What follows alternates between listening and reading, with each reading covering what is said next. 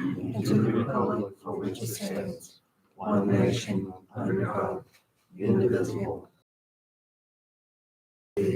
Texas, one state, indivisible.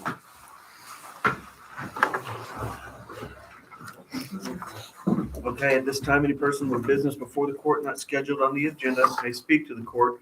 No formal action can be taken on these items at this meeting. Each speaker is limited to 3 minutes.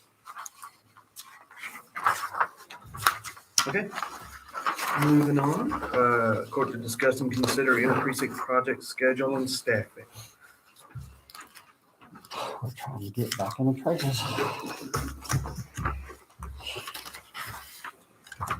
Just doing what Nothing special.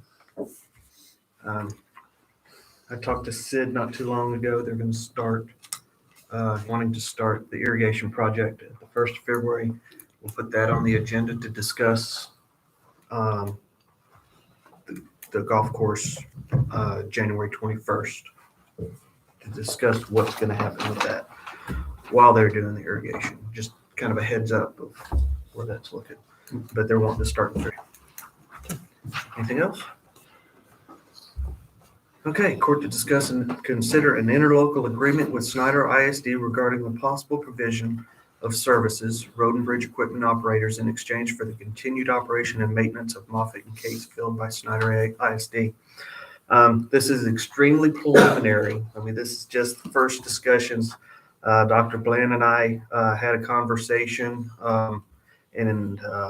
about using county equipment to demo North Elementary School.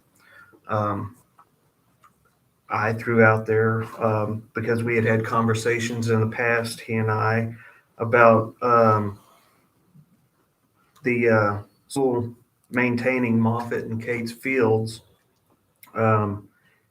using their equipment, their people, instead of Scurry County using our people and our equipment,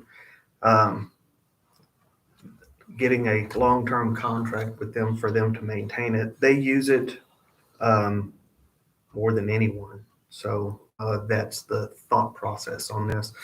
And it would be the fields and anything inside the fenced areas. Of course, we would maintain the parking lots if we did that. But what they're looking for is tearing down North Elementary School. They are getting quotes on getting it abated, demo, and getting it hauled off to the landfill. Landfill fees would be, it wouldn't be ours. Was it that way? I mean, however y'all wanted to handle that. As far as the ball fields go, we know that the line needs to be repaired. It was what, $250,000 several years ago. So it's probably more than that. Conversation that I had with Dr. Bland, they would, if both us and the school board agreed, they would handle a lighting situation. So my only issue, we're not really a demolition company, mm-hmm. and that is hard on equipment when you go to doing that. Now, my understanding is we would not demo the building. We would only haul it. Right. That's still And, yeah. And dump trucks and depending on the size of the material that's demoed to, I agree completely. They're going to have to demo it pretty small because of the fact that they're taking the steel out of it. I'm sure there's I-beams all through the thing. So that's going to make it a lot smaller, but I think there needs to be a consideration of that they're not leaving 500-pound blocks of cement, and or if they're going to leave the foundation, that would be a plus. And probably would make the land worth more to someone that would be interested in putting storage buildings or something on that property. big old concrete slab. It is a large building. That's my issue with that.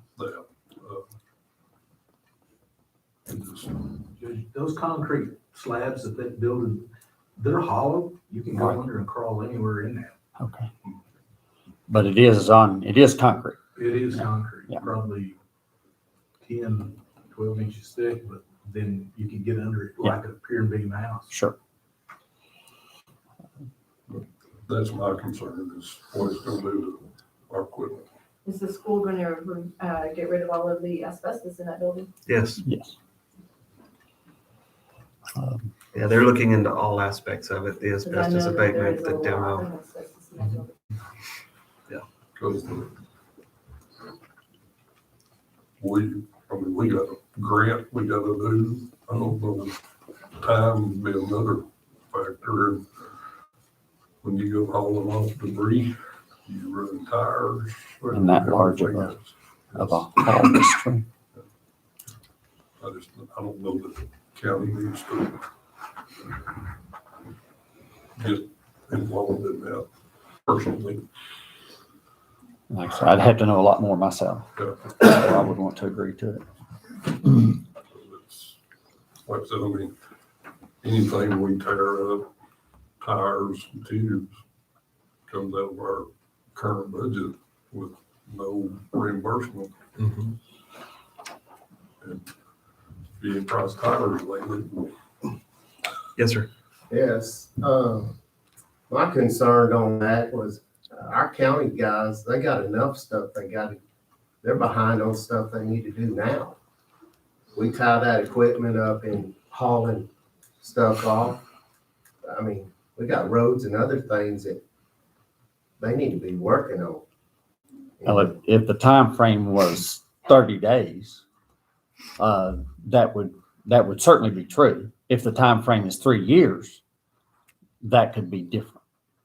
It could be different, Yeah. but I mean, if you could haul it off at leisure, there's a lot of times in the wintertime that we don't have that much that we can do. well, that could be an argument for that, because I think there's a lot of things that could be done. Yeah. That we've already allocated money for, and, we're behind on. Yeah. And that's my personal opinion. We're behind on stuff that needs to be done now that could be done in the wintertime. So, but the tearing up of the equipment and all the maintaining of that, And it would depend upon how it was demoed. I agree. It could definitely, whenever we tore the swimming pool up there in the park, there was equipment that was damaged from that, tires, from rebar and stuff. And so that's why I was asking about the foundations. If the foundations are going to stay there, then you don't have that rebar problem. But if they're not demoing it into small enough pieces, number one, it's different. They won't go through the gates of those 12s. And we don't have end dumps. Yep. And so it'd be very difficult. So there's a lot more information I would need to know for sure. And the timeline.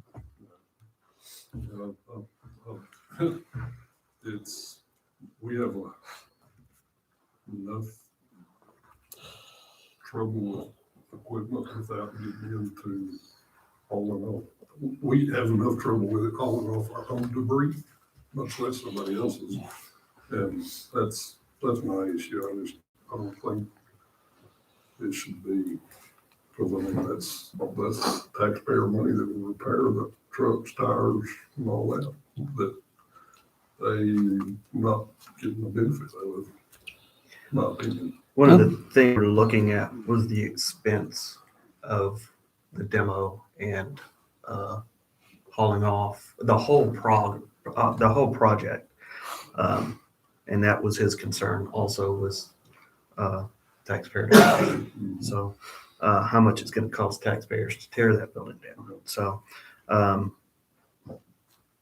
he saw where we were doing, we're going to haul off the clubhouse in County property. I understand that, I do, but he was looking for some type of agreement to do that.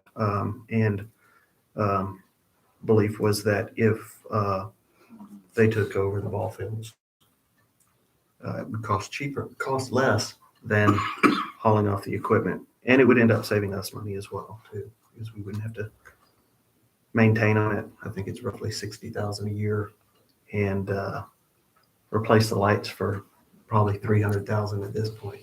500,000. So just telling you where the thought process is. So is it a no? Do you want more information? What's your pleasure? I think we should always have a relationship with other governmental entities within our city and town and do what we can do. If the timeline is short, there's no way that we could do it. It would have to be years. And of course, we may be looking at years before they could even have it torn down. But it would involve, for me, it would involve foundation. If it's involved, that's going to be another big issue because of the rebar and things. And then unless they're going to take all the rebar out of it, and the size of material that they're wanting, just go in there and chop up something and then leave huge pieces of material would be devastating to the beds of our trucks. I'm not really interested. I really am. And, because I just don't think, I mean, that is a Snyder Independent School District building. And I understand the ball fields, I also understand that. But I also understand, I don't really want my equipment out there. I definitely think we need more information. Yeah, we need more information on it. We'll make a decision. Okay, I will get more information then. And we will address it at a later time then. Thank you. All right, court to discuss and consider implementing an order for disbursement of salaries and routine office expenses per Senate Bill 354-86 legislative session. Do you have the original? I don't know if you got the original or not, but you can use this one Okay. to sign for it. This is just, the same thing we do every year, but it's off of the Senate bill changes, for regular utilities, payroll, expenses, stuff like that, that we're able to pay with this order regularly without having to have a commissioner's court every single time. We still bring it to court, the next court, Mhm. but it would be very difficult to do payroll and really have a court every time. That was a pain.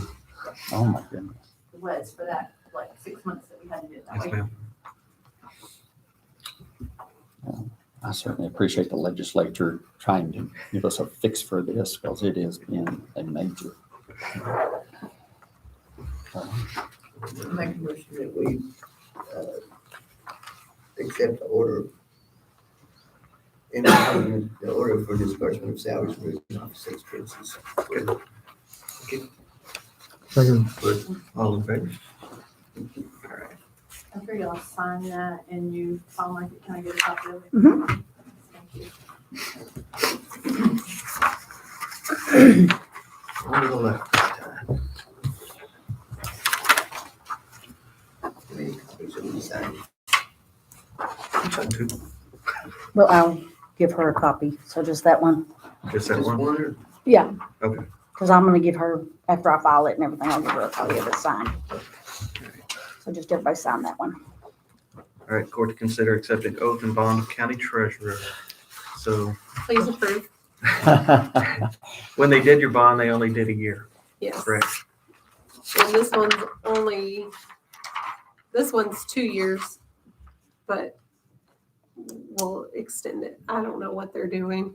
So we'll get it figured out. I can make a motion that we accept the open bond for county treasurer. Second. All in favor? All right. Thank you. All right, court discuss and consider pauper burial policy for Scurry County. This is something I've been kind of working on and looking at for a while now. With the current indigent burial policy, what we do is the welfare office looks at it and makes a decision. I think the code states that either the county judge can do it or it can be passed off to somebody else, basically. I personally don't like passing something off to somebody else if it's going to come back to me. There is an application that should be done. Those hadn't been done for a while. and there's supposed to be an order that goes along with it. And once again, if I'm gonna put my name on an order, I want to be the one that looks at it. And it also takes the burden off of the welfare office. They've got plenty to do without adding something else to them that really shouldn't necessarily be in their purview. Now, the guidelines for it to be able to be approved for indigence burial are the same as welfare. You know, you have in the same qualifications as welfare.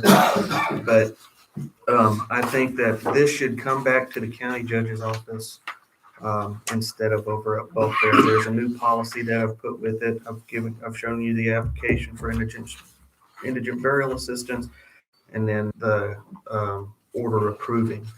Don't necessarily need approval for the application or the order, but I am requesting that we change the pauper burial policy to update it more than anything and bring it back to county judge's office. And there are some minor changes throughout that that you might see in there from the prior one. Now, the current max is $1,500 for cremation, and the order is that the deceased would go to be an anatomical gift, and then cremation, and then the last is burial, direct burial. There aren't many that are taking anatomical gifts at this time, so it really falls to the first choice is cremation. The only reason that cremation would not be done is if it was a religious reason. So the majority would be cremation. Now, cremations are about $1,500 right now, $1,600, $1,700. So the price is going up. So you may see me come at some point in the future asking to change this policy to a higher amount. But currently, we're going to leave it at $1,500. That could be a year or two down the road. I'll come back to you and request that. That's something that has to be taken care of. I mean, I realize it's, for once, it's not mandated, but then again, it is because